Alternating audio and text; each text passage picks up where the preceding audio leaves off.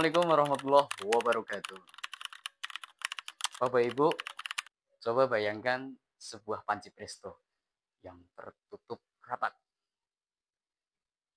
Ketika dimasak, semua uap tertahan, tekanan naik, dan tiba-tiba ada bunyi plas karena kita lupa membuka katup pengaman. Sekarang saya tanya, apakah ilmu pengetahuan itu juga butuh katup pengaman? Kalau ilmu hanya dihafal tanpa diuji, tanpa etika, dan tanpa akar spiritual, bukankah tekanan itu bisa meledak menjadi salah arah?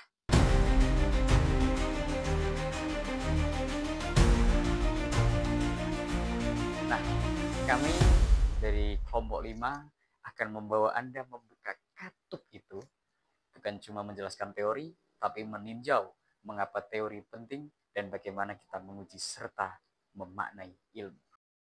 Baik Bapak Ibu, kami akan mempresentasikan memahami konsep ilmu pengetahuan mencakup tentang teori. Kami beranggotakan yang pertama Bu Azizatul Farida, selanjutnya ada Pak Abdul Ahlam, dan saya pribadi Muhammadul Labsor. Tugas presentasi ini dibuat untuk memenuhi tugas mata kuliah Filsafat Ilmu, dosen pengampu Bapak Dr. Haji Tamsikuddin, Magister Pendidikan.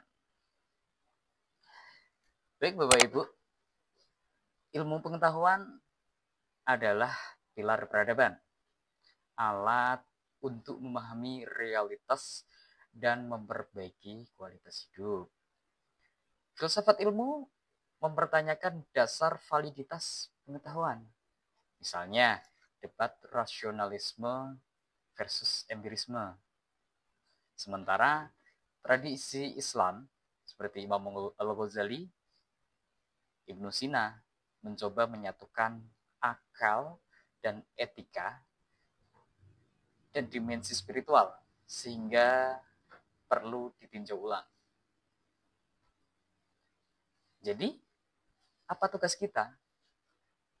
Kita punya 3 pertanyaan utama. Yang pertama, apa hakikat ilmu?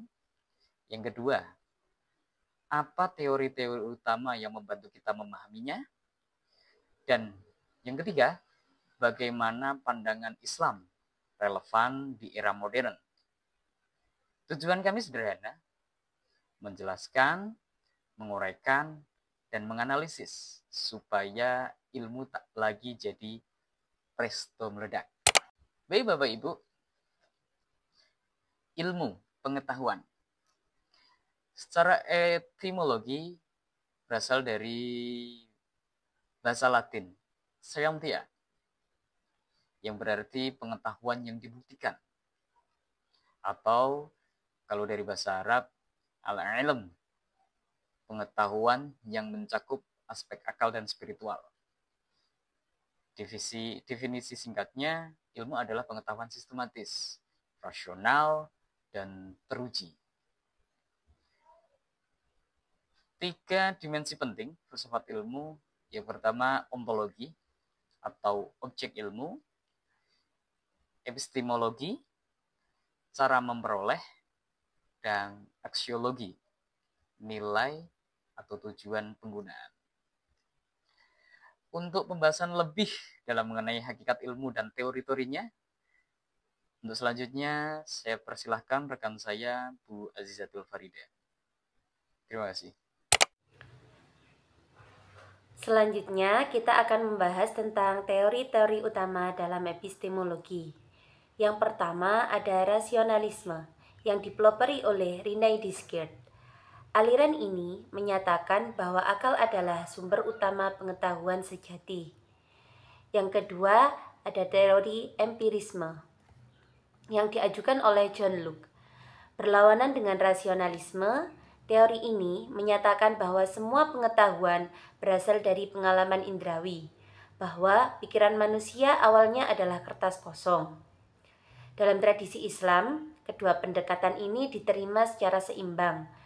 Akal dihargai, namun harus jalan dengan wahyu, dan Al-Quran sendiri mendorong kita untuk mengamati alam semesta.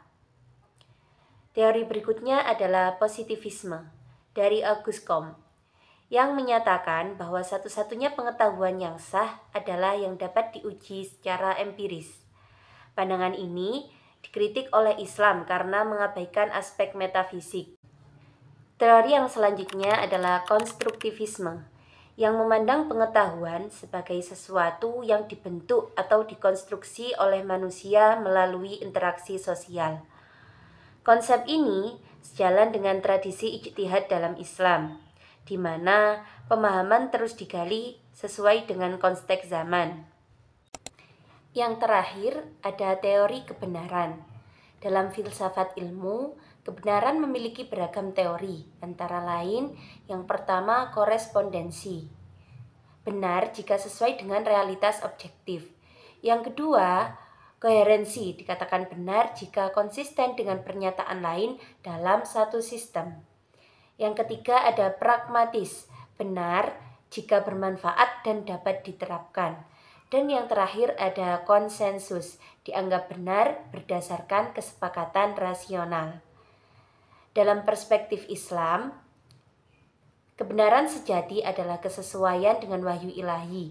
Akal dan pengalaman harus berujung pada pengakuan kebenaran Allah. Selanjutnya, saya akan menjelaskan tentang ilmu pengetahuan dalam perspektif Islam. Pandangan Islam terhadap ilmu sangatlah luhur. Ilmu tidak dapat dipisahkan dari iman dan amal. Menuntut ilmu adalah kewajiban bagi setiap muslim. Imam Al-Ghazali membagi klasifikasi menjadi dua, yakni ilmu agama dan ilmu rasional. Yang keduanya harus berjalan seimbang. Konsep kontemporer seperti Islamisasi ilmu yang digagas oleh Syed Naqib Al-Athos bertujuan untuk mengembalikan ilmu pengetahuan modern ke dalam kerangka tauhid agar tidak lagi sekuler dan terpisah dari nilai. Baik, mari kita lanjutkan. Relevansi ilmu pengetahuan terhadap pendidikan dan masyarakat modern. Tantangan modern. Kemajuan ilmu membawa krisis lingkungan, dekadensi moral, dan ketimpangan sosial. Peran pendidikan. Pemahaman terhadap filsafat ilmu dapat menumbuhkan kesadaran kritis pada peserta didik. Pendidikan Islam bertujuan membentuk paradigma ilmu yang integral, menyatukan akal, hati, dan iman. Kebutuhan integrasi antara sains dan agama. Ilmu tanpa agama akan buta arah.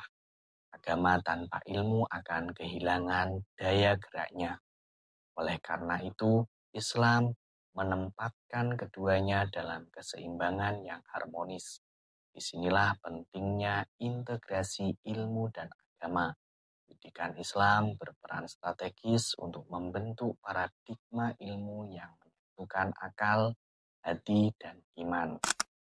Sebagai kesimpulan, dapat kita simpulkan bahwa ilmu adalah proses berpikir sistematis, rasional, dan empiris yang memiliki dimensi ontologi, epistemologi, dan aksiologi.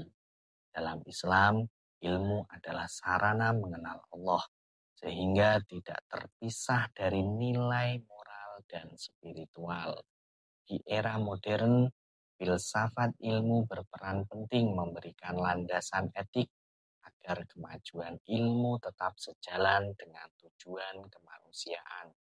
Integrasi sains dan agama adalah jalan menuju kesempurnaan pengetahuan. Terakhir, kami ingin menyampaikan beberapa saran bagi akademisi dan mahasiswa. Tanamkan pemahaman ilmu yang utuh, mencakup dimensi etik dan spiritual. Tidak hanya logikanya, tapi juga etikanya. Bagi pendidik, integrasikan nilai agama dan moral ke dalam setiap disiplin ilmu untuk melahirkan generasi yang kritis dan beretika. Bagi masyarakat, awasi dan manfaatkan perkembangan ilmu sesuai nilai-nilai kemanusiaan. Bagi peneliti, Selanjutnya, kembangkan penelitian aplikatif tentang hubungan teori ilmu modern dengan epistemologi Islam. Demikian video presentasi dari kami. Kami sadar masih banyak kekurangan dalam penyampaian maupun isi materi. Untuk itu, kritik dan saran yang membangun sangat kami butuhkan agar kami bisa terus belajar dan menjadi lebih baik lagi. Silahkan tulis pendapat kalian di kolom komentar. Dan jangan lupa like, share, dan subscribe jika video ini bermanfaat. Terima kasih. Assalamualaikum warahmatullahi wabarakatuh.